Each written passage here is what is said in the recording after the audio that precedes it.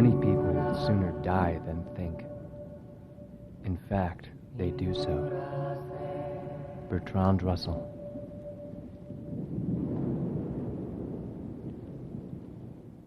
Edgar Mitchell, former astronaut who walked on the moon in 1971 during Apollo 14, has since become a major public advocate in the growing worldwide UFO movement. He speaks at UFO conventions all over the world. In a 1998 London Times News article, Mitchell is described as believing that aliens have landed on the Earth, and he has intensified his campaign to persuade Washington to acknowledge life beyond our skies. Mitchell argues that life is almost certain to exist on any other planet with a supportive environment. Some physicists, he points out, now believe it is possible to actually travel faster than the speed of light. He is 90% certain that many of the thousands of UFOs recorded since the 1940s belong to visitors from another planet. Although some have been delusions and others natural phenomena, too many remain unexplained, he said. This suggests there are humanoids manning craft which have characteristics not in the arsenal of any nation on Earth that we know of. This is very alarming, he said. Edgar Mitchell holds a PhD from MIT and stands to be a perfect candidate in this particular NASA UFO investigation. Mitchell says his research, including conversations with people who have worked in intelligence agencies and military groups, have convinced him that the American government has covered up the truth about UFOs for 50 years.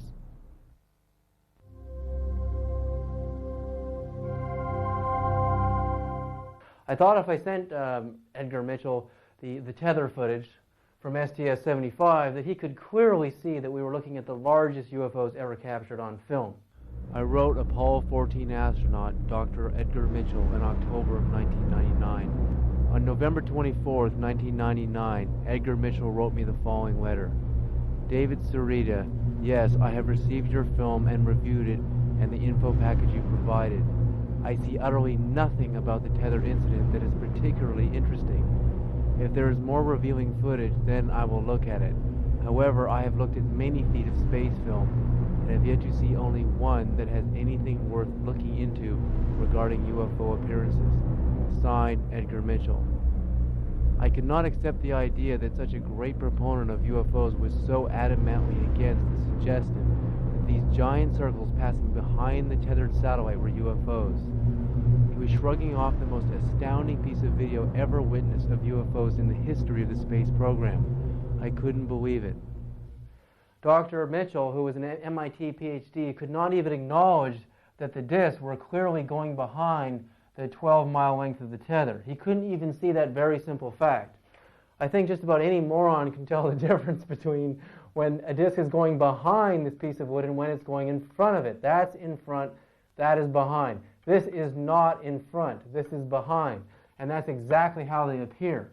Why couldn't Edgar Mitchell see this point? I decided to try to argue the points with Mitchell more precisely. He wrote me back almost immediately. David, at first glance they are just particles, perhaps outgassed. I do not know. But I certainly would look for a more prosaic explanation than UFOs. If you have a better film, I will look at it, but I am not very optimistic that they are anything exotic. Signed, Edgar Mitchell. Edgar Mitchell wrote to me that he thought the objects were just particles, perhaps outgassed from the space shuttle. How does a particle appear to be visible from over 77 miles away? We're looking, the cameras on the space shuttle are at least 77 miles away and drifting past 100 miles. How do you see just little particles of dust floating by that appear as perfect giant circles with notches cut out of the side, clearly passing behind the tether, pulsing with very sophisticated wave patterns? How do particles behave like this? Maybe I have to relearn and reinvestigate particle theory to understand some of these ideas, these ridiculous ideas that some of these scientists are coming up with.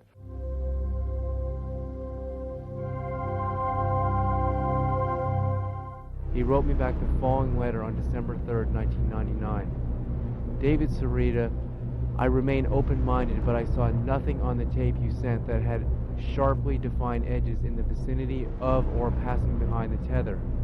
Also in the footage of the tether, the commentator on the spacecraft is making a running commentary, where really anything of significance in space around the tether at that time, don't you think they would have been saying something about it? If they were as big as you say, they would have been visible to the naked eye and surely reported, not ignored as seems to be the case. You comment about no infrared images. Of course not. If nothing is there, how could there be an infrared image? Signed, Edgar Mitchell.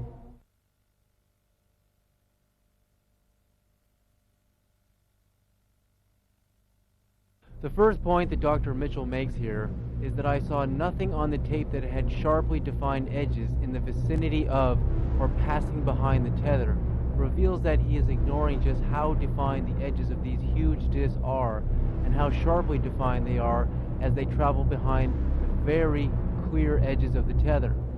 More precisely about the tether, we remember the Huntsville, Alabama NASA operator asking the crew, and how wide does that tether appear to be? It seems to resemble a much wider strand than we'd expect. Can you describe which way the satellite is visible on that strand? The 12-mile-long tether cable was only a tenth of a centimeter in thickness and should not have been visible from over 77 miles away. There was no answer to why it appeared so thick because the shuttle astronauts did not know the answer then. But on Wednesday, February 28, 1996, of the NASA STS-75 Day 7 highlights, they recorded the very reasons as the scientists report that they can measure sunlight-induced electrical charge on the tether and satellite as it moves through the daylight and night portions of its orbit around the Earth. Because the tether was charged with energy constantly by the highly charged particles in space and from the ionosphere, it produced a magnetic field around it which became sunlit and very visible. But also the report revealed that nitrogen gas from the satellite had been emptied and the gas would have become ionized, which could have produced a neon tube-like effect. This all explained precisely why the tether appeared so thick from so far away. It had nothing to do with the glare or out-of-focus theories. Claude is trying to do a quick, good job here adjusting the cameras. Copy that. Satellite now 100 nautical miles. Charlie, completely unzoomed, and you see the full extent of the tether. I tried to adjust the focus, but I can't get better than that. Okay, Claude. Thank you. I'm going to zoom in now. So precisely, the UFOs can be seen passing behind the thickness of the tether's sunlight-induced electrical charge and ionized gas. The light shining off of the tether and the energized field obscures the light shining from the UFOs precisely because the UFOs are passing behind the tethered satellite. These are all facts that Dr. Mitchell was unaware of. This view showing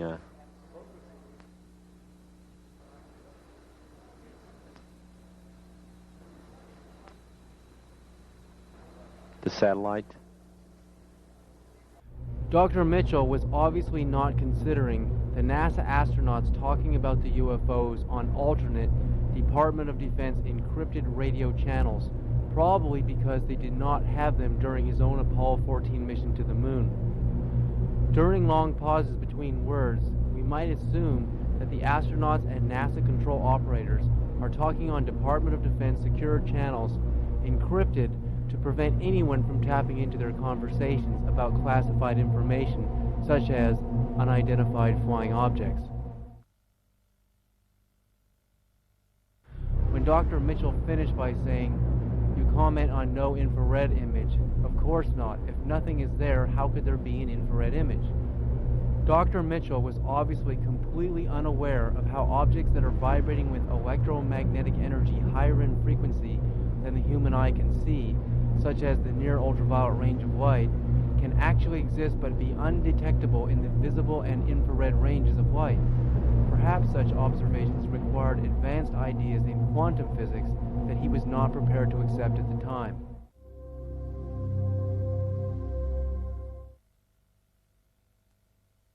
On February 18, 1999, I received the following letter from Dr. Joseph Newth III. Dear Mr. Sereda, I did look carefully at the video you sent, and I really must apologize to you for not replying sooner. The objects that were on the video appear to me to be floating debris from the cargo bay of the space shuttle. These objects often appeared to be fuzzy because they got quite close to the camera and were often out of focus." End quote. The test that you just saw, I showed the video camera here on a tripod, and I held a set of keys only 4 or 5 inches away from the camera, and you could see that they were very in focus. In the background, somewhere around 100 feet away, was the tree that you saw. The point that Dr. Knuth makes about the video cameras on the space shuttle, that objects as they got close to the camera appeared very fuzzy and became out of focus, and some disappearing altogether, doesn't seem to really hold up here, because video cameras don't actually work the same way optical cameras do. A regular 35mm camera, as you're focused on a distant object, as objects come close to the camera, they get very fuzzy. In fact, they can disappear altogether. But it's not the case with video cameras that have CCD imaging chips inside of them that actually process the images in a very different way than 35mm cameras do. We have to assume, and from studies I've made into the video cameras used on the space shuttle, that they're very high-tech, very high-quality cameras. Many of them are off-the-shelf cameras, but they're retrofitted with more advanced chips inside of them, and also image intensifiers and special filters. So the camera that we just did the test on was a very high-tech camera, but certainly you can imagine that what they're using on the space shuttle is even better. So why, in this scene that we just did, do a pair of keys appear so crisp and so sharp and in focus at the same time we're focused on a very, very distant object? It seems to defy the explanations and reasoning Dr. Knuth gave as to what we were seeing on the tape. James Oberg came up with excuses about what we were seeing. He couldn't acknowledge that the objects were going behind the tether. He just ignored the facts, the simple facts. He tried to say that what we were seeing was an optical illusion produced by the CCD in the video camera. He's trying to say that as these objects came near to the camera and they got close, they produced this fuzzy orb called an airy disk. When an object gets too close to a video camera or to a lens in a 35mm camera, for example, it just basically produces a very fuzzy and very soft light. It's very translucent and in some cases barely even detectable. They basically look like this. Sometimes they have a little black hole in the middle, just like our alleged UFOs do, and you get a very fuzzy kind of cloudy light around them. But all of the light is out of focus. So I can understand how he could make an assumption like that. But also with an airy disk phenomena, you would also never get a clear, very distinct line. When we see the UFOs going behind the tether, the line and the crispness on the line on the tether is so straight and so perfect, suggesting again that everything is in focus. When I demonstrated the test on the camera earlier, where we passed a set of keys very close, within 4 or 5 inches of the camera, while the camera was focused on an object far in the distance, we noticed that the keys were very much in focus. There was no airy disk around the keys. We didn't get an effect like this. We had keys that were perfectly in focus while the tree in the background was also in focus. So what was James Oberg trying to tell me?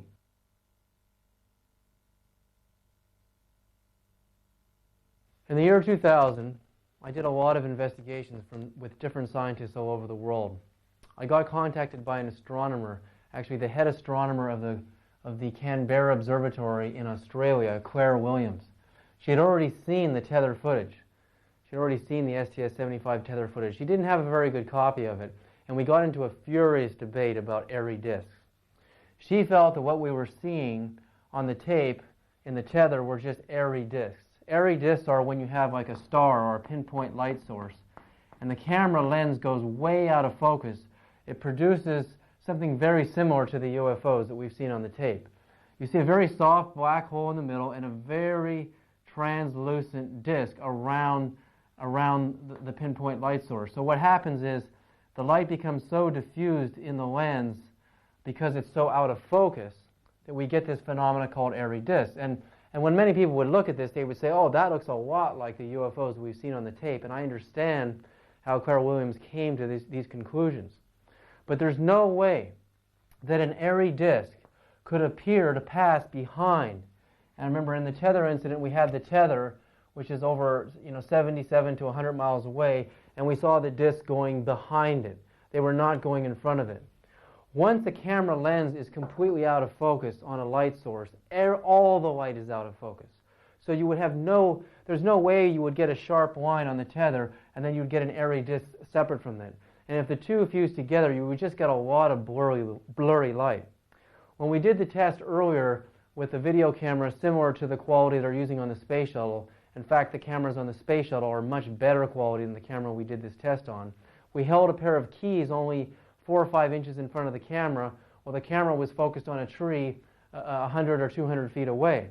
Both were in perfect focus. That's because the depth of field of the actual camera, if this is the camera here, the video camera here, and the light is coming into it, what is known as depth of field is when a lens focuses on an object. Say we focus on this CD right here, this compact disc right here. Basically, once we're in focus on this object on a regular camera, from that point on, you have something called depth of field. Meaning, if you focus on this point, as objects get further and further behind it, depending on the aperture of the lens of the camera, a smaller aperture gives you greater depth of field. Objects start to fall out of focus as they get further and further away. The same thing happens when you're focused with a regular camera on something far away, like the tether. The tether was 77 miles away and drifting into 100, and then something came close to the camera, very close.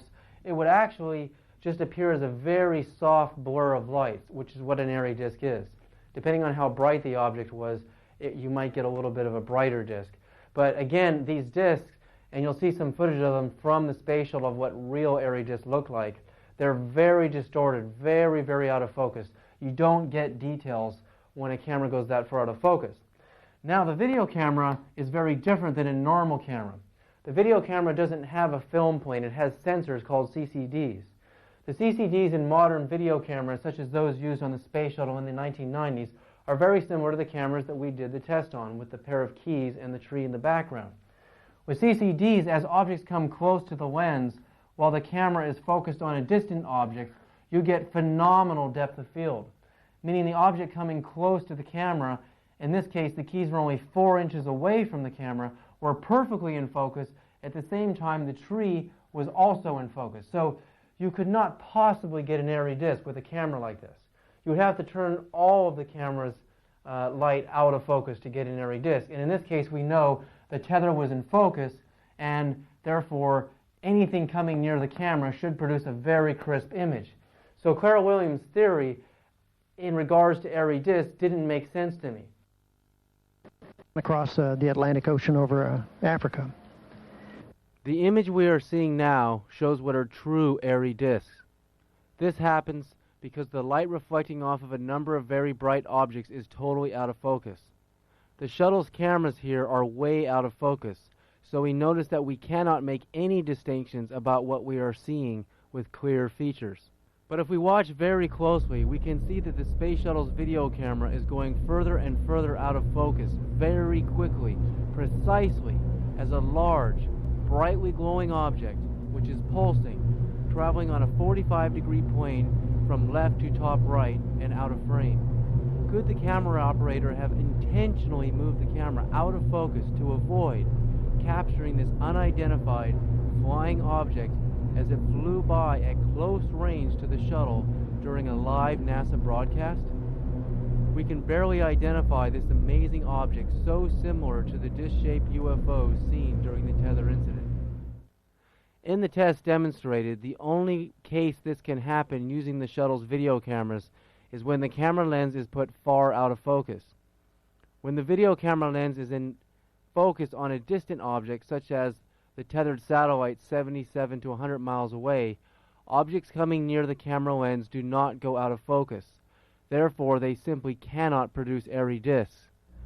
Also, more precisely, an airy disk cannot appear to pass behind an object 77 to 100 miles away, such as the tethered satellite, or any distance away, because they only appear when the lens is far out of focus. And when the lens is out of focus, we cannot make any distinctions about what we are seeing. Also, when you consider the number of things that look like this, in this case we have a CD, a compact disc, we all know what these are now.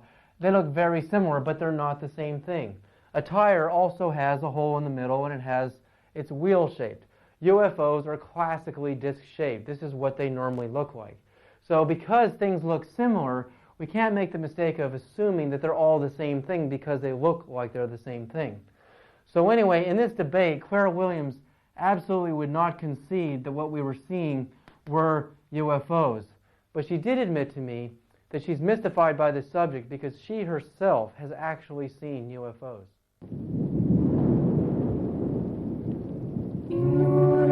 A new scientific truth does not triumph by convincing its opponents and making them see the light, but rather because its opponents eventually die and a new generation grows up that is familiar with it. Max Planck, the godfather of quantum physics.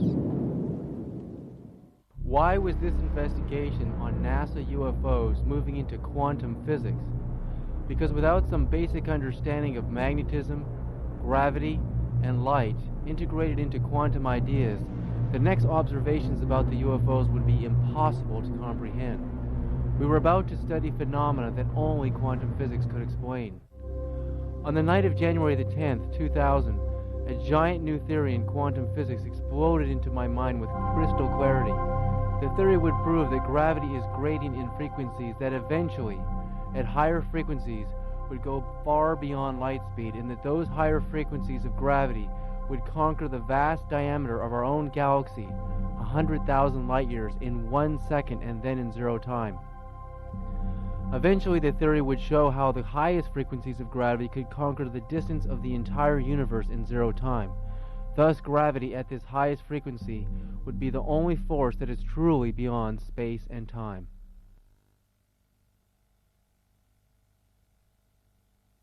A brand new theory in quantum physics exploded into my mind with crystal clarity. The theory would prove that eventually electromagnetism and gravity waves would go far beyond the speed of light, eventually conquering the vast distances of space in 0 time. It seemed like an impossible theory. Einstein said that nothing can move faster than the speed of light. Nikola Tesla, who preceded Einstein, the inventor of the alternating current generators, radio, and over 100 other U.S. patents, said that energy waves were vibrating many times faster than the speed of light in the higher ethers, and that eventually those waves slowed down to what we now know the electromagnetic spectrum and became visible light waves. He did experiments that actually proved his hypothesis, but his theories were ignored as the world was heralding Einstein as a great genius. Einstein put the limit on us of light speed, and there was just no way in my mind I could accept the idea that extraterrestrial civilizations would travel as slow as light speed from 4.3 light years away from Earth, Alpha Centauri A and B, and Sirius A and B stars 8.7 light years from Earth. That was too long to take a trip to go find out who your neighbors were. There must be something called beyond light speed, and it must actually exist, and these UFOs must be utilizing energy technologies and propulsion systems that allow them to break the speed of light. Before I actually looked at the waves that were pulsating from the UFOs, I actually had this new theory in physics. And the theory doesn't go against traditional wave theory. It's a new way of looking at waves, in a way that is not contradictory at all to the formations of our own galaxy and our own universe. Traditionally, waves, as we saw before, were looked at on their side, and as they oscillated faster and faster and faster per second, we saw an increase in energy. It was Max Planck, the godfather of quantum physics, who said, and I quoted him earlier, that energy was equal to the frequency of the oscillation of a wave. The H really stands for 1 hertz. So 1 Hertzian wave, one oscillation of a wave represented 1 hertz. Later, the H in Planck's formula became known as Planck's constant, which became identified as a quanta of photons. But actually, Max Planck didn't really believe in photons. He believed in waves. It was Einstein who came along later criticizing Max Planck and saying that really there were photons, there were mass particles. And we discussed earlier how we went from E equals HF as the main theory in physics to E equals mc squared, mass times the speed of light squared. So Today, both theories are actually respected, and more people are leaning towards observations in quantum mechanics, in quantum energy. What I'm about to show you is an absolute breakthrough in wave theory. It will appear very simple as I explain it, but in the outcome, you'll see how we actually break the speed of light. I call the theory gravity beyond light speed theory because looking into the core of a galaxy, looking at a galaxy, I finally understood what was going on. If a galaxy was working perfectly and created the largest amounts of energy in existence known to science, then there must be something about the galaxy that could reveal to us how we could reach these tremendous levels of energy required to go beyond the speed of light. So looking at a galaxy, I felt I understood it for the first time. So what I did is I built what's called a galaxy clock. I'm not actually creating a galaxy, I'm creating the energy that actually created the galaxy itself, and I'm going to show you how that all works and how that relates to going beyond the speed of light. So the first thing I've done is I've used the distance that light travels per second as 1 inch on the galaxy clock. Light travels 186,282 miles every second. It's constant. It never changes. It doesn't slow down and then speed up. So because that's a constant, I can use that as a mark on my clock. So every second on each of these wheels spiraling further and further inwards, the galaxy makes in 1 second, each wheel goes one distance of the speed of light. So this distance from here to here is equal to here. So we're going to actually see the movement of electromagnetism, which is what light is, as it moves through these concentric wheels in the galaxy clock. This line here represents gravity, force, space, and time, which is actually the distance between the center of my clock and the outermost wheel in a much greater distance. And that actually represents a force called gravity that we'll actually see growing as we move through the clock. So what I'm going to do now is, as I've already counted 12 points on the galaxy clock, I'm going to connect all of the relative lines into each concentric wheel, and you're going to start to see what's actually happening in the clock.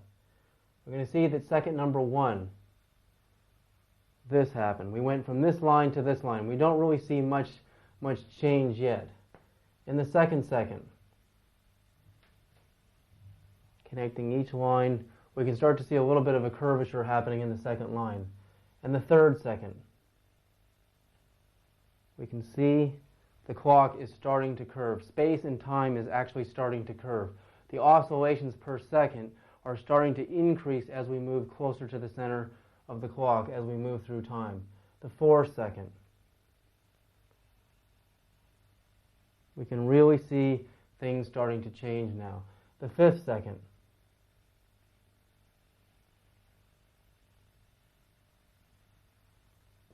and the 6th second.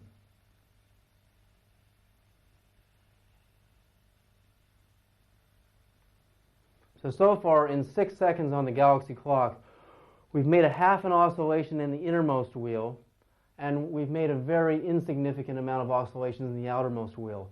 So as electromagnetism starts to spiral inwards on each concentric wheel, as we move inwards, we can see an increase in the oscillations of the waves. One oscillation of a wave would represent 1 hertz, or 1 hertz in the formula of Max Planck. Energy is equal to the frequency of the oscillation of a wave. So we're seeing an increase in the oscillations of waves. Therefore, we should see an increase in energy, because as wave oscillates more times per second, we'll actually see energy increasing according to Planck's formula. We saw the same thing happening in the electromagnetic spectrum. The faster waves oscillated per second, the more energy they produced. We're going to learn how that energy is produced in a moment, but let's go another 6 counts on the galaxy clock. The 7th second.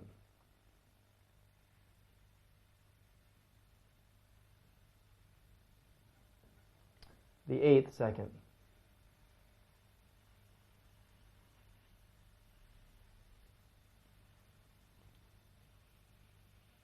At the 8-second point, we're actually going almost 2 times the speed of light, according to my theory. We've touched the gravity, force, space, and time line here, and in the same second we've crossed the speed of light twice. The distance that light travels per second is this distance, but we've gone through 2 of them in 1 second. So at this point in the galaxy clock, I detect that there's so much energy present that photons, mass, are starting to accelerate beyond the speed of light. So here we've gone 2 times the speed of light. The 8th second. The 9th second, actually.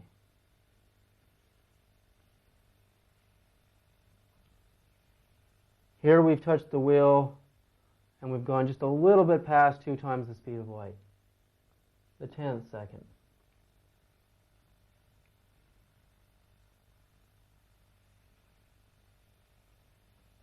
All the way to here, we've almost gone 2.5 times the speed of light on the 10th second in the innermost wheel. The 11th second.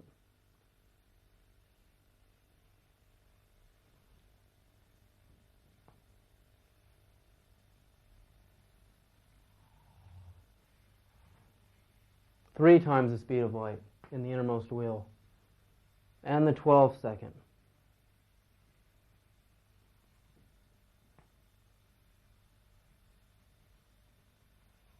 All the way to 12.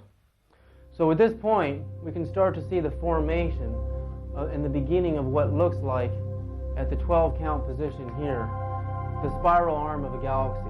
We can actually see the beginnings of the creation of our own galaxy. Our own galaxy is created by this principle. By this theory, I'm actually showing what is actually happening in our galaxy, how energy is moving, and how creation is happening. The oscillations per second here are 1. 1 oscillation per second here, and not even, if we reached here on the outermost wheel, we would be at 1/4 of an oscillation in the outermost wheel. So the theory is demonstrating that as electromagnetic energy, light, starts to spiral inwards on smaller and smaller orbits, we see an increase in the oscillations per second, and therefore an increase in energy. And as energy increases, it starts to affect particles. It starts to affect mass. Just as Dr. Earl Van Landingham said that 18 MeV protons could allow spacecraft to do 1/10 the speed of light, so as energy increases, as electromagnetic energy increases, as the oscillations increase, when that energy, when mass comes in contact with that energy, it starts to accelerate. But again, Einstein's law prohibits that solid mass can go beyond light speed. But there's another phenomena happening in the galaxy clock. As the frequency of energy increases, so does the frequency of mass. And as mass increases in frequency, in essence it becomes lighter. It becomes less and less mass. So actually we're taking Einstein's theory in reverse. He's actually correct. Mass cannot attain the speed of light. But if mass becomes less mass, in other words, as its frequency is raised, mass is reducing. Mass is becoming lighter and lighter and lighter. And if mass can become lighter and lighter and lighter as it attains higher frequency, then mass can actually accelerate towards the speed of light. And in a moment, we're going to build phase 2 on the galaxy clock. We're going to start from here and go another 12 points and see what happens next.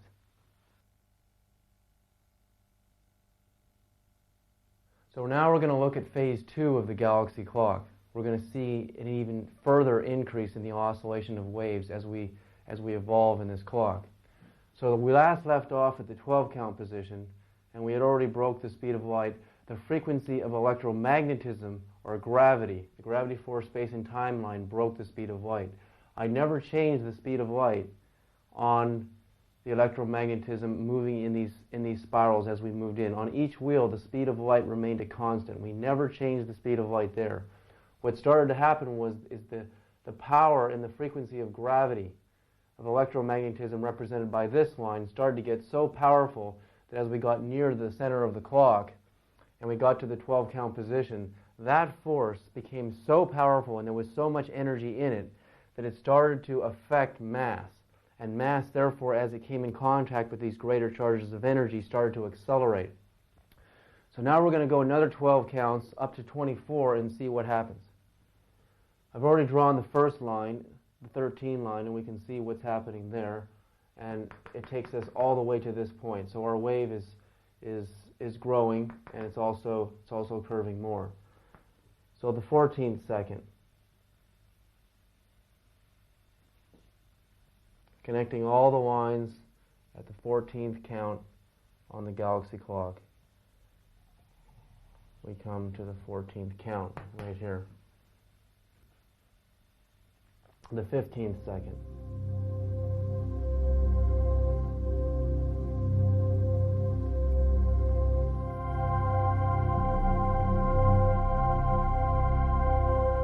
All the way to the 15th position. The 16th second.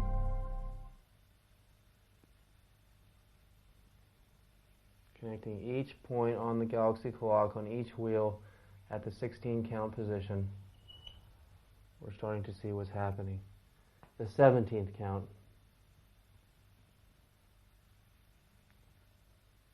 Connecting each point on each wheel at the 17th count position.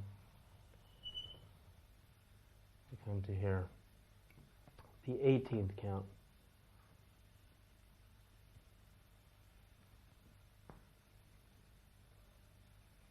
Connecting each point on the 18th count position. And the 19th count.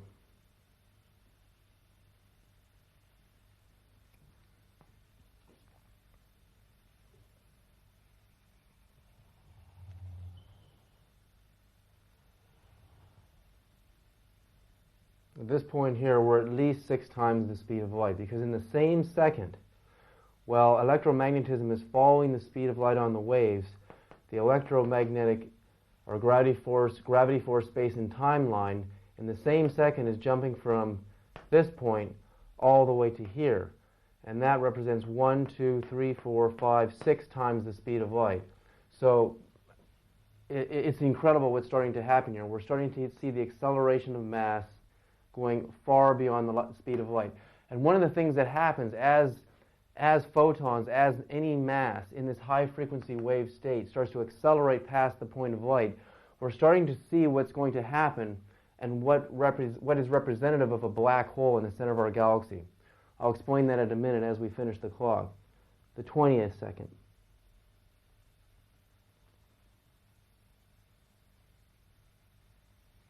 Connecting all the points.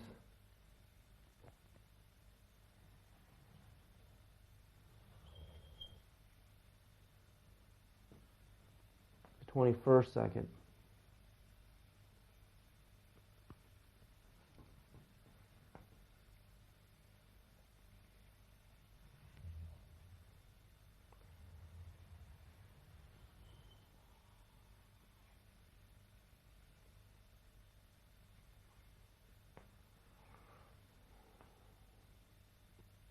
And the 22nd second.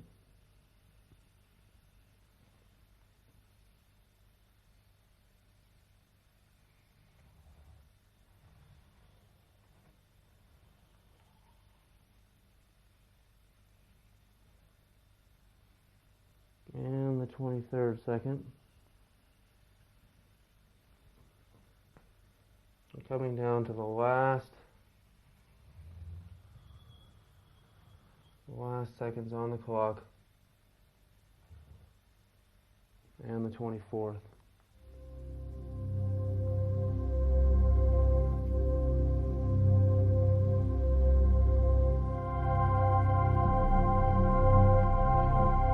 Starts to happen here is the oscillations here are increasing so much. Again, as we look at this galaxy clock, we are seeing the creation of our own galaxy. We can look now for a moment at what the core and what a galaxy actually looks like, and we can see the same phenomena happening. The same creation is actually happening. So what's actually happening is if we take this spiral into an eternally smaller and smaller and smaller orbit, what starts to happen is the oscillations per second of the wave increase so dramatically as we get into smaller and smaller micro-orbits that basically go into the millions, the billions, and the trillions, and all the way to a Google.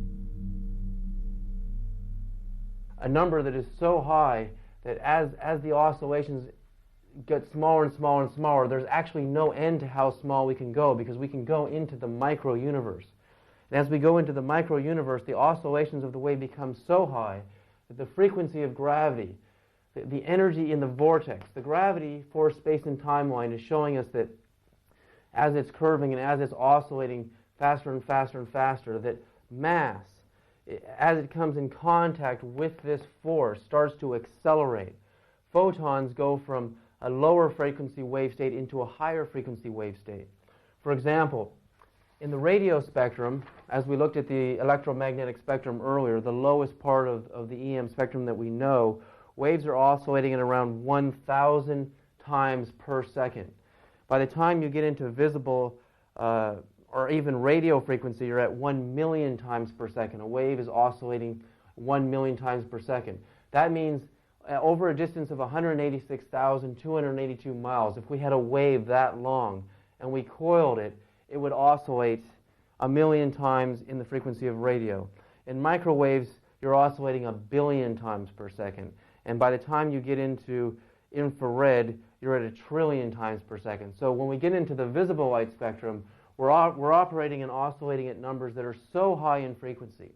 So what's happening as this frequency increases is, again, the force of gravity becomes so strong that any mass that becomes in contact with that frequency, photons or even solid mass, the frequency of that mass becomes so high that the mass becomes, in essence, lighter. In other words, it doesn't have that sort of feeling of weight to it, the feeling of mass.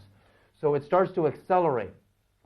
So this is starting to tell us what's happening in a black hole in the center of our galaxy. If we look at a black hole, first of all, it appears black. And most scientists think that it's just a tremendous force of gravity in the center of the black hole. And they're right. But what this theory shows is there's something else happening in a black hole. We're seeing oscillations per second going so fast, and that matter, mass, photons, are actually starting to come in contact with this field. And at this point, which is known as the event horizon in a black hole, matter is accelerating beyond the speed of light. And if matter accelerates beyond the speed of light, and we view the universe, we take pictures with cameras, when we look at a black hole, you can't see anything because it's oscillating faster than the wavelengths with which we see light with our brains. So we get a void. A picture of a black hole shows it to be black because it's oscillating too fast. It's going beyond the speed of light, so therefore it just appears black. If really we had cameras and wavelengths in our brain capable of seeing into higher frequencies and energies, a black hole would actually be luminous. It would just be a greater increase of energy, according to this theory. So as we get smaller and smaller and smaller in the orbits, the oscillations per second start to go into numbers that the highest number ever counted is a googol. A number per second that we can't even imagine. So at that point, if we could make a spacecraft that could oscillate with energy vibrations anywhere near this point, we would see that spacecraft be capable of producing energies that could allow it to conquer the speeds of light. So what does all this have to do with the UFOs? What does this have to do with the UFOs in this investigation? Well, it wasn't going to be clear to me until a month later, after I had this discovery, that I actually took pictures of the waves that were pulsating off of the UFOs in the STS-75 tether incident. I actually slowed the video down frame by frame, and I took pictures off a TV monitor to actually look at the waves themselves. I really had no idea what I was going to find. But before we go to there, I'm going to explain a few more things about the gravity beyond light speed theory and how this model is not only showing us what's happening in our galaxy, but also is showing what's happening in our microuniverse. In theory, this is just a theory. It's a theory on paper. It would have to be demonstrated and proven to be correct. One experiment done by a physicist named Dr. Randall Mills at a company called Blacklight Power, if we go into the microuniverse, assuming that on my galaxy clock here, the distances I'm using, the size of this clock is about 6 million miles across, which is not actually that large in comparison to even our solar system. If this was Earth here and the Sun is 93 million miles away, we can see if this is 6 million miles, it's not that big of an amount of space to be having these orbits moving through. But assuming we're getting way into here, and this is the size of an atom, and this is the proton in the middle of the atom, and these orbits here are layers in which an electron orbits around the proton. The hydrogen atom has one proton and one electron. And we all know that hydrogen is a source of fuel and is a source of energy. Dr. Randall Mills took, using a chemical process, actually shortened the distance between an electron's orbit in a hydrogen atom. In other words, if an electron was orbiting here, he caused it to jump to, say, here. What would happen if we could change the orbit of an electron from here to the energy in a hydrogen atom? According to this theory, the answer is obvious. If the electron jumped from here to here, you would see an increase in the frequency of the oscillation of the electron around the proton. Here, if we go into an innermost wheel, if we move into a closer wheel to the center of the proton, you would see an increase in the oscillation of the electron around the proton, and therefore an increase of energy. Well, in Randall Mills' experiments, once he shortened the distance between the electron's orbit around the proton, that's exactly what happened. The hydrogen atoms started to produce more energy in the form of actual heat and in the form of actual energy waves. Although Randall Mills doesn't have this same explanation, when I applied his experiment to the galaxy clock, I saw that it fit in perfectly. So even on a micro level, in the micro universe, we can see the same thing happening. An increase in oscillations represents an increase in energy. So now I'm going to explain a little bit about going into this process of how electromagnetism increases as oscillations in electric fields increase. We're going to look at a little bit of a different diagram. The evidence of magnetism increasing as oscillations of photons, which are just electromagnetic waves, can be demonstrated in part by the properties of an electromagnet. If we take a conductor rod such as copper or steel, and we wrap windings of copper wire around the conductor and run an electric current through the wire, the conductor rod turns into a magnet. This is because as electromagnetism through the wire oscillates around a nucleus, the conductor rod, energy in the form of magnetism, gravity, is produced in the vortex. The energy in the form of magnetism produced is relative to the frequency with which the current oscillates through the wire around the conductor. As the number of windings of wire increase around the metal conductor rod, with the same constant speed flow of energy moving through the wire, the energy in the form of magnetism gravity increases. This is part of what is happening in the galaxy clock. As photons of light waves oscillate into smaller and smaller orbits, the energy produced in the vortex in the form of magnetism gravity is increasing. But in the galaxy clock, electromagnetism moving at the speed of light as a constant can move into infinitely smaller and smaller orbits into the microcosm even, and the frequency of oscillations per second can also increase towards infinity. Thus, magnetism gravity is also going to increase towards infinity.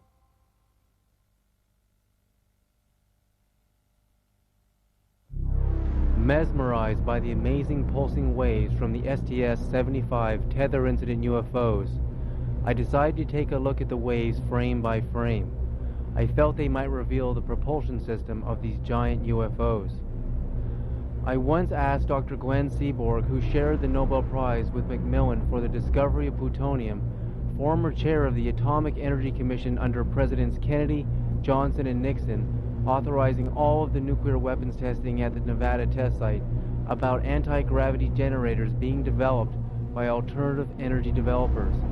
He answered me and said, if anyone could build a gravity generator, they would have an energy source far beyond nuclear fusion, and I don't believe anyone is doing anything like that yet.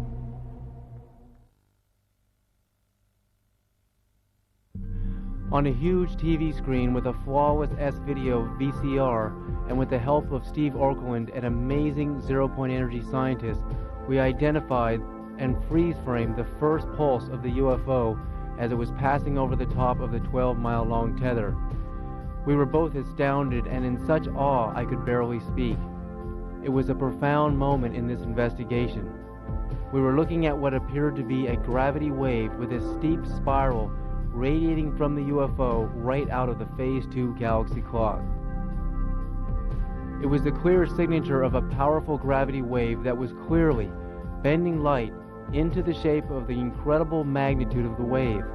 The wave radiated right out of the black hole in the center of the UFO, and we could see clearly that by the extreme steepness of the wave coming out of the black hole, that the hole was the point where gravity produced in the UFO's propulsion system was faster than light, and because our eyes and cameras could not produce a signal that fast, it appeared black as the mystery that beckoned me with the knowing that the UFOs were capable of utilizing such high-frequency gravity waves that they could conquer the speed of light and visit us from another star system.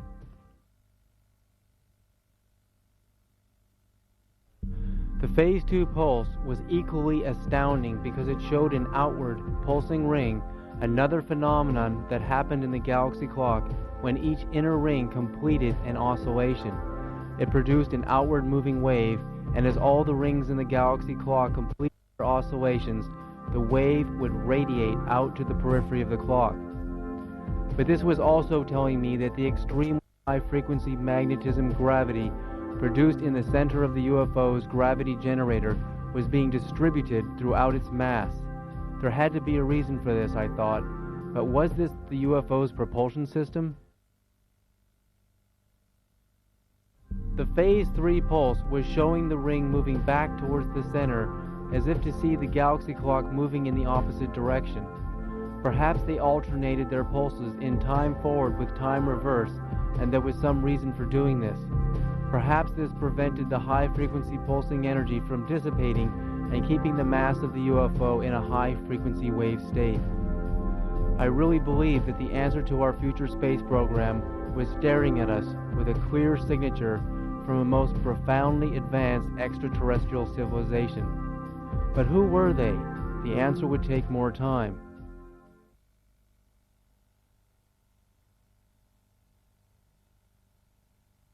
I sent the photographs of the three-phase pulse to Dr. Knuth and wrote the following letter on January 22, 2000. Dear Dr. Knuth, I just wanted to see if you received the photos from the NASA video I sent you. Also, have you seen the videotape yet? What do you think of the pulsing waves of light and their particular formations? Dr. Knuth wrote me back the following letter on February 22, 2000. Dear Mr. Sereda, yes, I received your photographs and they are indeed quite peculiar. However, at least in the photographs, I have seen nothing that could not be explained as floating debris illuminated through sharp shadows in the shuttle bay. Maybe the videotape shows different things. I will try to see the tape soon. Signed, Joe Knuth.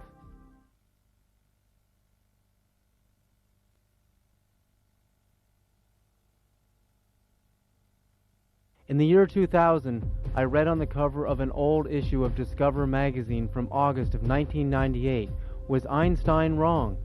News broke that a professor at the University of California at Berkeley, Dr. Raymond Chow, had caused photons to do 1.7 times the speed of light. Dr. Chow did an amazing experiment using atomic clocks to measure the speed at which photons traveled through normal space at the speed of light, and next to this, he ran photons through a quartz glass barrier, and they actually tunneled, he said, through the barrier at an astounding 1.7 times the speed of light. When I read the words tunneling photons, I applied them to my galaxy clock, and the answer as to why the photons passed through the quartz glass faster than photons that didn't was so obvious. The tunneling photons, which were just electromagnetic waves by my new theory, tunneled in such microscopic orbits that the magnetism gravity produced in the vortex produced more energy than required for photons to do light speed. When the magnetism gravity signal got too powerful, the photons increased in energy frequency, thus they became even more energized and lighter than they already are, and they broke the speed of light. The implications towards understanding this are astounding.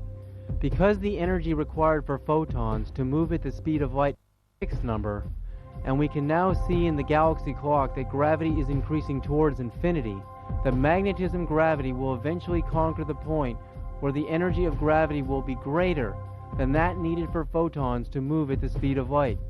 At this point, where oscillations of waves per second are so high, the energy gravity produced in the vortex will cause photons to move faster than the speed of light. Increase in oscillations of photons, light waves, causes an increase in magnetism gravity. At the center of a galaxy is a black hole, where the oscillations of electromagnetic second grow towards the infinity of a whole smaller and smaller orbiting photons and the electromagnetic waves. The smaller and smaller orbiting photons are producing greater and greater increases in gravity at the center of the black hole. When any mass comes in contact with higher and higher frequency magnetism gravity, it becomes lighter and lighter and easily glides towards the speed of light and far beyond. By this new theory, a black hole's event horizon is the point where photons and mass become so light and with such highly quantized electromagnetic energy they glide faster than the speed of light.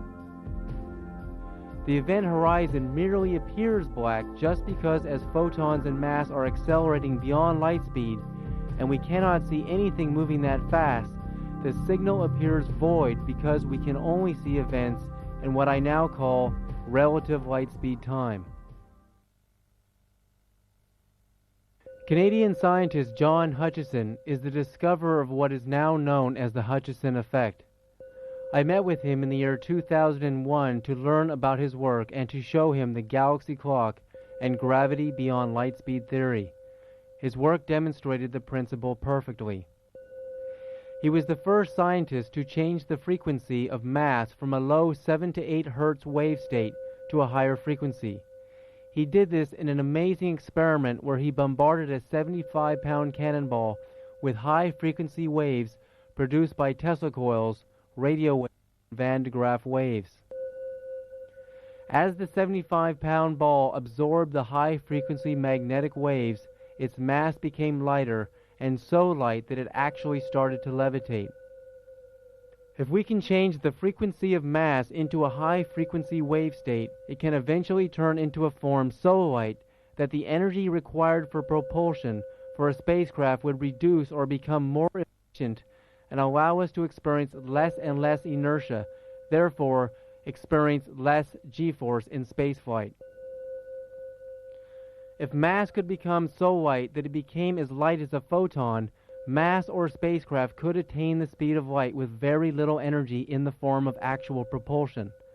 If mass or spacecraft could transform into such a high-frequency wave state that it went far beyond the frequency of waves in the visible light spectrum, mass or spacecraft could become invisible.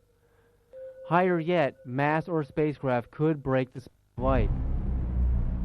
Now it was very clear to me how the UFOs were traveling beyond light speed. They were pulsing their spacecraft with such high-frequency waves of energy that the spacecraft reduced its mass to the point that it became so light, lighter than a photon, and when mass becomes that light, it takes so little energy for it to move at the speed of light and beyond. The answer to how we could propel ourselves to the stars was being transmitted to us in the form of a gravity beyond light speed energy wave, the very signature to how a spacecraft could break the speed of light and visit us from outside our own solar system and possibly from one of our nearest stars.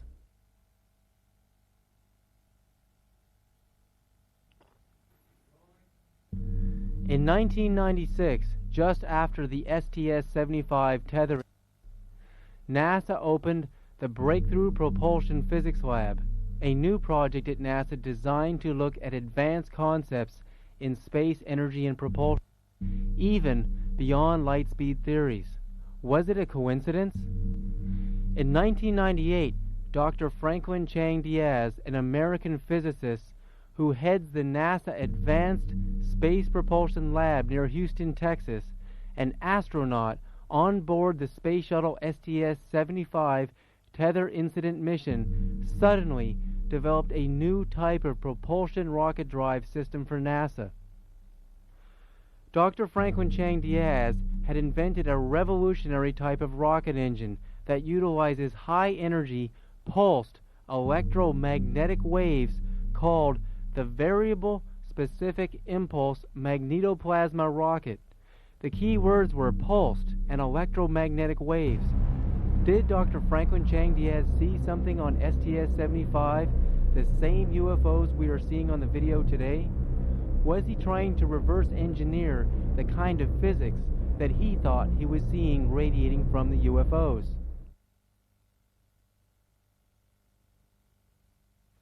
You're about to see what we call the interdimensional shift sequence. It's an amazing sequence because it shows something actually moving from one dimension into another. A UFO that appears to just suddenly come from nowhere, as if from another dimension. But now we have a little bit of an idea of what that actually means. You're going to see the curvature of the Earth down here, and you're going to see a lot of lightning flashes on the ground here. And then you're going to see a brightly glowing object kind of moving very slowly into frame here, and then it kind of just stops around here. And there'll be a lot of what appear to be, again, what NASA will try to tell us are shooting stars or meteorites streaking by, some of them actually leaving the Earth. You're going to see things coming straight in and disappearing into the clouds. It's really a powerful scene. But watch up here. At about this point in the screen, keep your eyes focused there, because all of a sudden, out of the black void of space, above the Earth, a disk with the familiar shape just suddenly, out of nowhere, just appears. How did this happen? The space shuttle's actual cameras, the black and white cameras that we're looking at, can see into the near ultraviolet, a frequency of light that humans can't see because it's too high in energy. We know that if the UFO is actually mass vibrating at a high frequency wave state, all the UFO has to do is go into a higher level of energy, and it can simply suddenly disappear.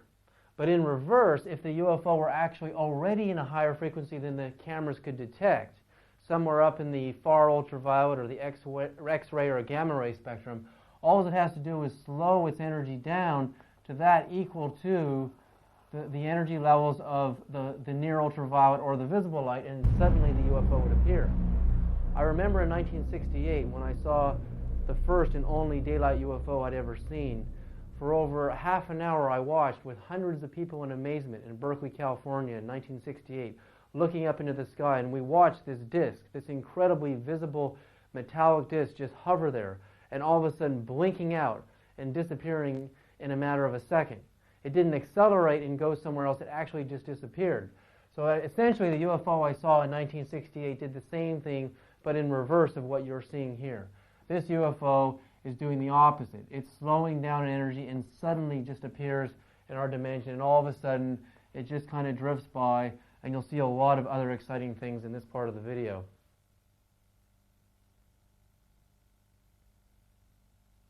As the space shuttle is moving in a prograde orbit around the Earth at 18,000 miles per hour, seen moving from right to left, we can now see a large, disc-shaped, unidentified flying object accelerating from the lower right beyond the speed of the space shuttle. Now the object slows down and appears to be hovering, an illusion caused as it flies at the same speed as the shuttle, as if following it, an impossible feat for a natural object.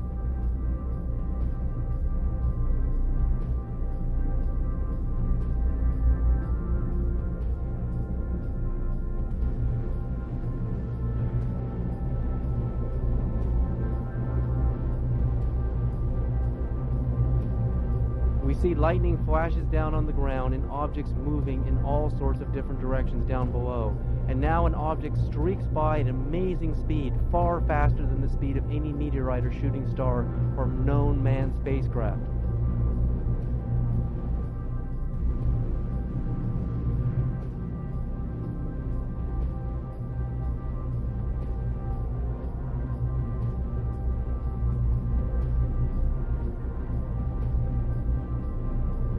Now in the center of the screen, we can see an unidentified flying object suddenly appearing, giving off a tremendous luminosity as it appears to be moving from the higher dimension of energies into a dimension where the visible wavelengths of the camera could observe its light. As we now understand the electromagnetic spectrum, and that the human eyes can only see the visible light spectrum, when an unidentified flying object moves from an energy dimension into our visibility, it is clearly changing frequency of its entire mass from a purely quantized energy state and lowering it to a level of energy where we can actually observe it. This demonstrates that the UFOs are capable of altering the frequency of their mass and their craft from solid mass into pure energy and light, and thus can attain the speed of light.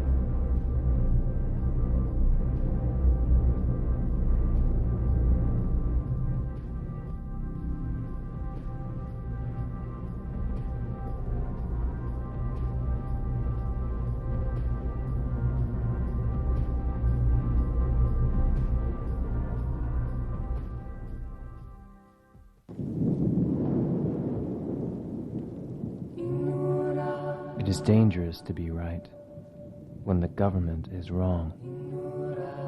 Voltaire.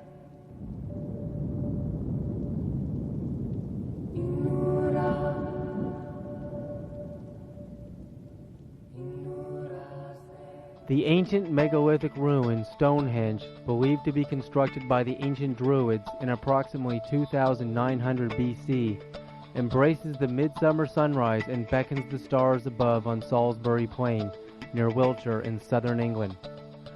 Many astronomers believed it was an ancient clock to the sun, moon, and the stars, with precise alignment patterns that continue to mystify scientists today. Was our ancient past about to reveal a mystery so great that it would wait until we realized that our very own future was inside of our past? Across from Stonehenge in a farmer's field in 1996, the same year as the NASA STS-75 tether incident, a crop circle appeared with the identical message of the gravity wave pulsating from the UFO. It was a crop circle with the nearly exact same degree of a spiraling wave curvature, even with a hole in the center, just as the NASA STS-75 pulsing UFO revealed. Were intelligent beings trying to send us a message so clear and with such regularity that it was intended for us to decode? Was the message the secret to their propulsion systems and a gravity generator energy source capable of solving our environmental energy pollution crisis? In 1938, a Chinese and Tibetan team of archaeologists, led by Chinese professor Chai Pu-Te from the University of Beijing, discovered an astounding burial site high in the mountains of Bayan Kara Ula on the border of Tibet and China. The Chinese-Tibetan team found a gravesite containing the skeletal remains of what appeared to be tiny people with large bulbous heads. The team found that the cave area is still inhabited by two tribes that have some of the same physical attributes. They are frail in their bodies and stand between 3'6" and 4'7", with an average height of 4'2". The two tribes are known today as the Hans and the Zopas. But then the research team found evidence of an extraterrestrial origin. They found a series of large stone, round discs in the burial caves. The discs were round, had a square notch cut out of the side, with a hole in the middle, and a spiraling groove of ancient written characters spiraling out from the center that would be later translated by a Chinese scientist named Dr. Sum Nui in 1962. In 1965, 716 more grooved Dropa stone discs were discovered in the same burial caves. The researchers were told by the local tribespeople that the stone discs marked an event that happened some 12,000 years ago.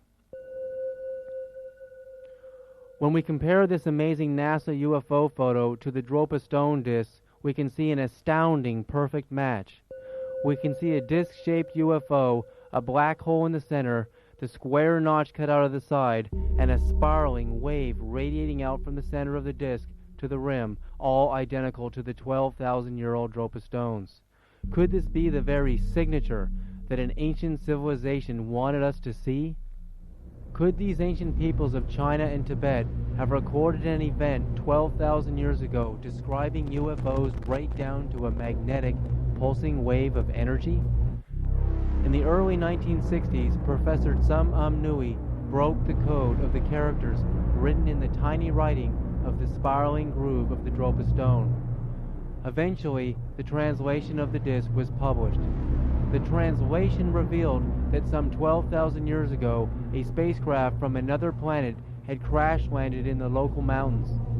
A deep rumbling shook the ground, frightening the animals and the local people. They saw a glowing ball of light shaped like a disc, streaking across the sky, which crash-landed into the forest. The hunters were afraid. When the hunters found the disc-shaped craft, they described it as shiny, with an opening in the side of it, hence the square notches, and they saw something moving inside. The story further reveals that the Dropa stones were ancient artistic stone carvings depicting the crash-landed spacecraft. The similarity to the modern NASA UFOs was astounding. Could this be a signature to tell us just whom our modern-day visitors are?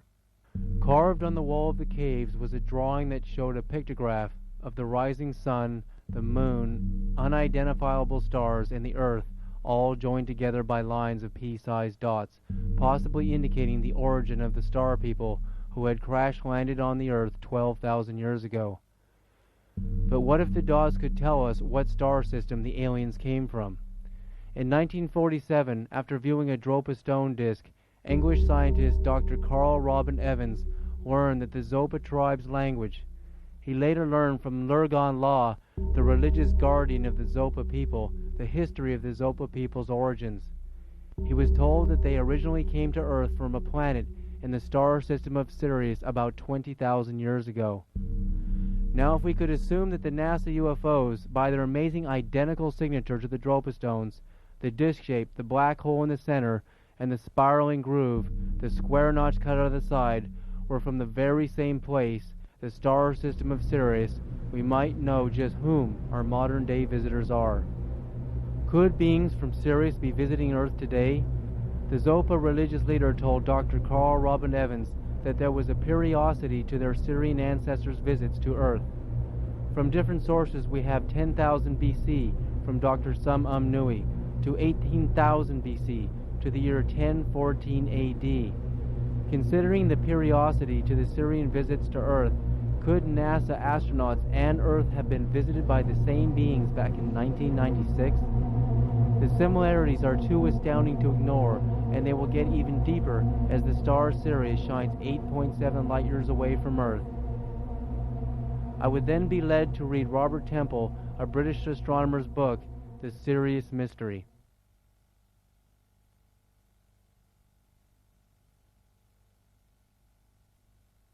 An obscure tribal people of Mali, northwest Africa, called the Dogons, isolated from the outside world for countless centuries, are guardians to sacred knowledge about the star system of Sirius, knowledge that has migrated with their highest priests from pre-dynastic Egypt earlier than 3000 BC. They spoke of highly advanced astronomical knowledge of the Sirius star system. The Dogon priests actually had maps of the star system of Sirius. Long ago, they actually said Sirius had an A star and it had a B and a C star. And both the B and the C star would revolve in an elliptical orbit around the main star every 50 years. So you would have a 50-year orbit of the B and the C star. At this point in time, we had only seen the B star. And when Robert Temple wrote his book in 1972, he didn't know anything about the evidence of actually finding the C star. So at this point, it seemed like a myth. No one really knew if these Dogon priests were accurate with modern astronomy. But in 1995, two French astronomers actually detected the existence of Sirius C. And when they did their measurements on it, they actually found that both B and C did indeed have an elliptical orbit around the star system of Sirius every 50 years, precisely as the Dogon priests had told. Also, in 1997, the same two French astronomers detected planets orbiting around the stars in Sirius B and C. So this would indicate the possibility of life. that beings could actually come from there.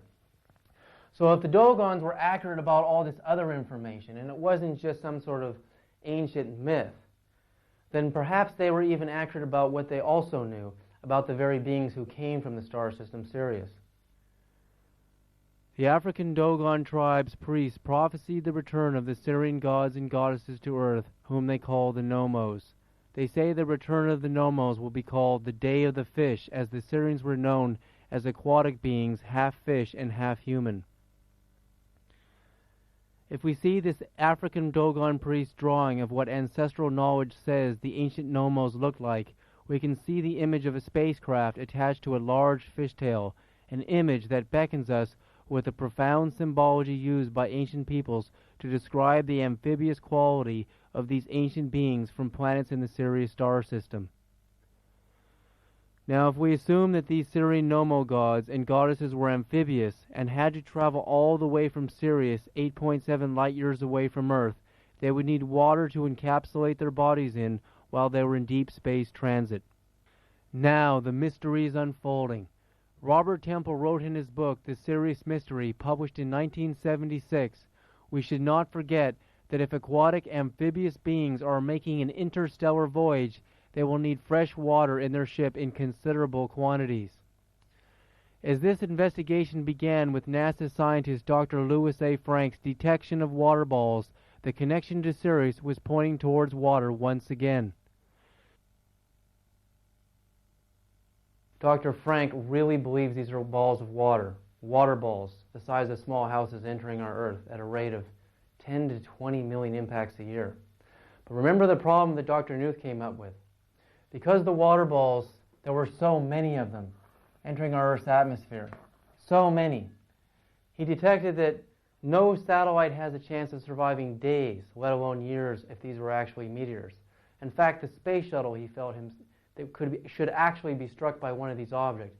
Yet he said no satellite has ever been struck by one of these objects, a fact that actually disturbed Joseph Knuth so much that he doesn't actually believe these things are water. And remember, I detected the only possible answer for that to occur would be if the water balls were going around the satellites, actually going around them, and that would detect intelligence.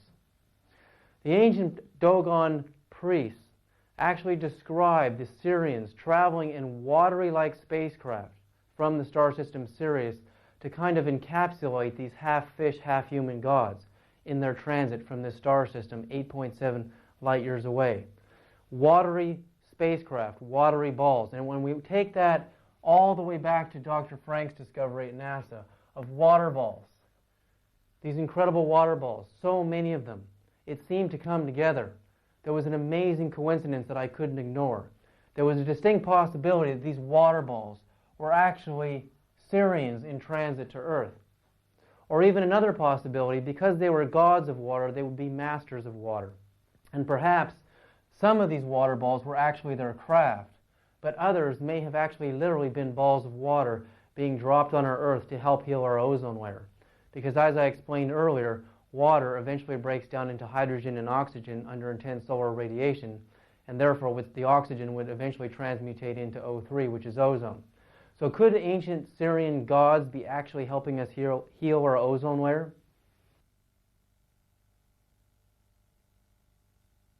Temple further wrote that the Dogon spoke of an interstellar ship being encased in a thin metal shell, probably manufactured in the solar system, which is essentially hollow, perhaps even largely empty, like a balloon, or containing water at the center, suitably insulated and heated. Temple was inadvertently describing Dr. Louis A. Frank's discovery of the mysterious water balls, which were so high in energy they evaded detection on infrared satellites, probably because they were encased with a radiant barrier, Temple's thin metal shell, to protect them from the intense radiation from the sun and other cosmic rays. But Dr. Frank made his first discovery in 1985, unpublished at the time, and Temple wrote and published his book, The Sirius Mystery, in 1976, 9 years earlier. In fact, he never even wrote about or learned of Dr. Frank's water comet mystery. We should not forget the Dogon priests say the Nomos will return, and when they do, it will be called the Day of the Fish. The first indication of their return, say the Dogon, will be that a new star will appear in the sky, the star of the 10th moon. Could the new stars of the 10th moon be the same as the enormous 2 to 3 mile wide UFO seen on the NASA STS-75 mission in 1996? The Dogon priests also say that the elements which are at the moment retracted inside the body will re-emerge. Then the nomos will re-emerge. Then the nomos will land on the earth again in their ark, the landing craft. From this ark will emerge the mythical ancestors, namely the very same personalities who figure in all the myths. So there will presumably be political implications to their arrival. After their return, this group of nomos will rule from the waters as they are masters of water.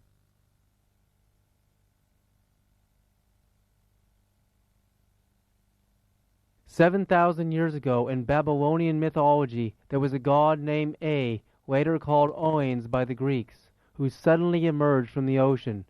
A was a water god. He was depicted with the upper body of a man and the lower body of a fish. According to ancient peoples, he taught architecture, math, astronomy, and early sciences to help humankind come out of the dark ages and enter civilization.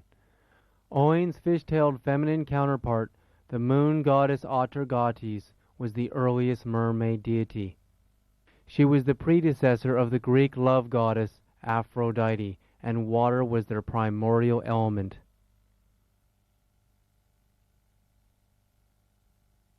Columbia and the satellite now just passing over the west coast of northern Africa. The home of the Dogon tribe, who prophesied the return of the Syrian gods and goddesses, the Nomos, was in Mali, northwest Africa.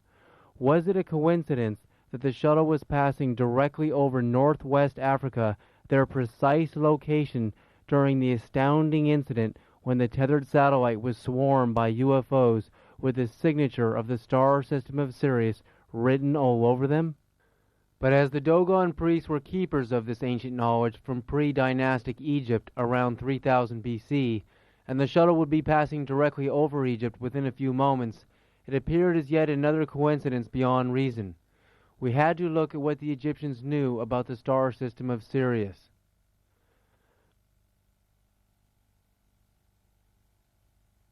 Because the Dogon tribe migrated to northwest Africa originally from Egypt in 3000 BC, we would have to look at what the ancient Egyptians knew about the star system of Sirius, and the great gods and goddesses who came to Earth thousands of years ago and brought humankind from primitive life to modern civilization.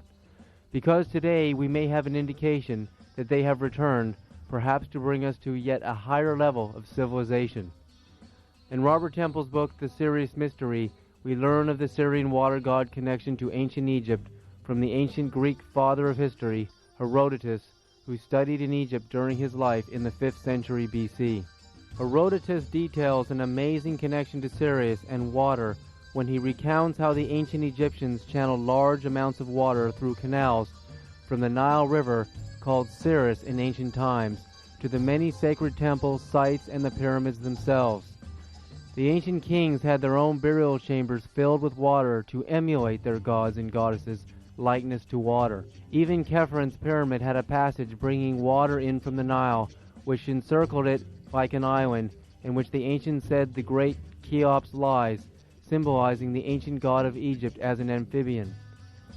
Herodotus described how the incredible maze of canals and passages bringing water to so many of the sacred temples and shrines, even the pyramids themselves, was a sight that he felt surpassed even the pyramids themselves.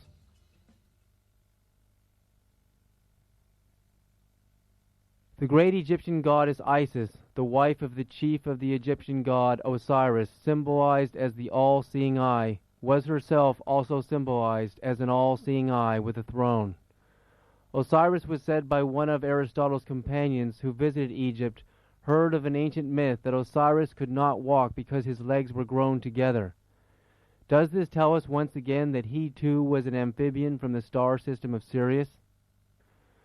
Known to the ancient Egyptians as the star system Sirius herself, Isis tells that, "I am she who goes out to the dog star." Because she is the wife of Osiris, they must both be the same kind of beings, and they must both be from the same star system of Sirius. Isis spoke of her travels to the star system of Sirius, so how did she travel there? Was she actually just visiting Earth from Sirius? Did she travel to Earth from Sirius in a spacecraft?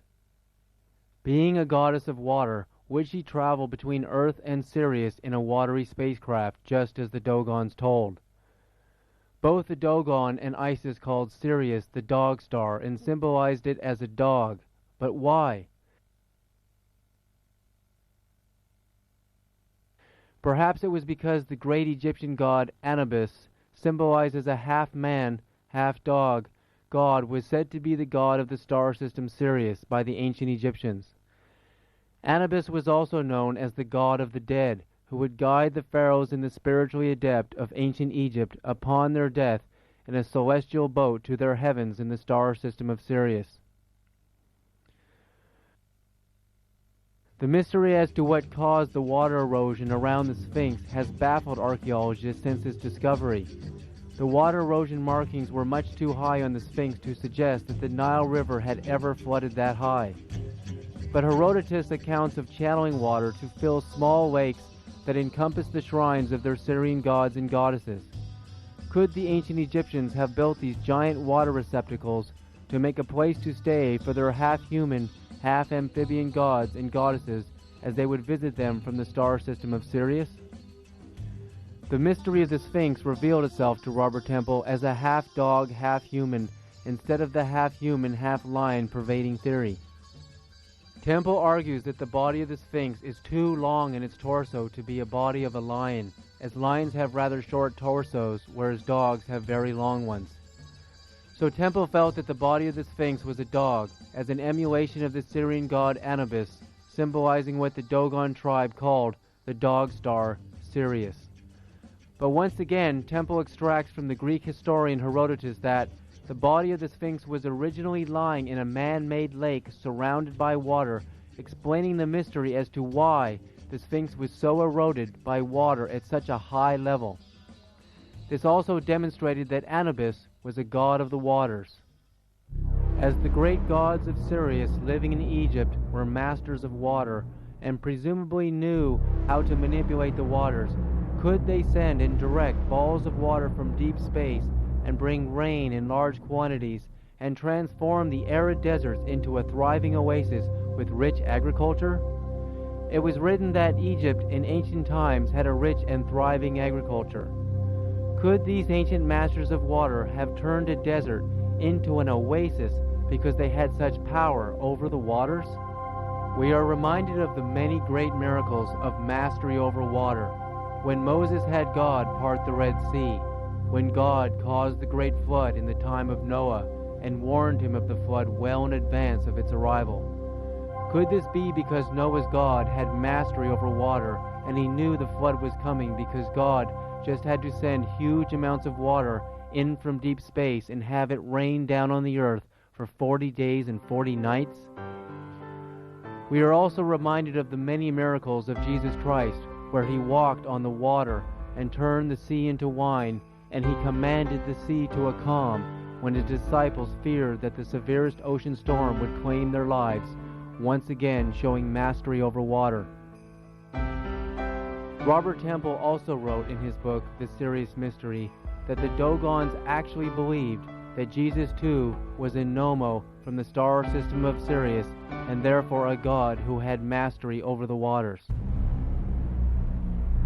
The great masters of water could also direct and send giant balls of water down onto our Earth's atmosphere, guiding them around satellites and the shuttle to prevent collisions, and the water would eventually transform under solar radiation into hydrogen and oxygen, and the oxygen would transmutate into ozone, yet another benevolent act by the ancient goddesses and gods to help heal our failing ozone layer. Former science advisor to Walter Cronkite, Richard Hoagland, a profound space researcher, discovered that on May 27, 1999, NASA launched Space Shuttle mission number STS-96 at 6:50 a.m. Eastern Daylight Time, 3 years after the STS-75 tether incident, with the star system of Sirius at 33.33 degrees from the horizon at the launch site in Cape Canaveral, Florida. But why was Sirius at precisely 33.33 degrees during this launch, the highest symbol of enlightenment in Masonic wisdom? Because all of the founding fathers of the Constitution of the United States of America were highest degree Masons, and that the Washington monuments were all designed in the order of perfect architecture in Masonry, this was no coincidence. Even the United States $1 bill, seen with the pyramid with an eye hovering above it, was a symbol used by the ancient Egyptians for their chief god, Osiris, the husband to Isis, the gods of the Sirius star system. Were the highest powers at NASA using symbology to tell the star system of Sirius that they had understood just who our visitors are, and that we have received their message, and we were sending a reply that said, yes, we understand who you are, and that you have returned?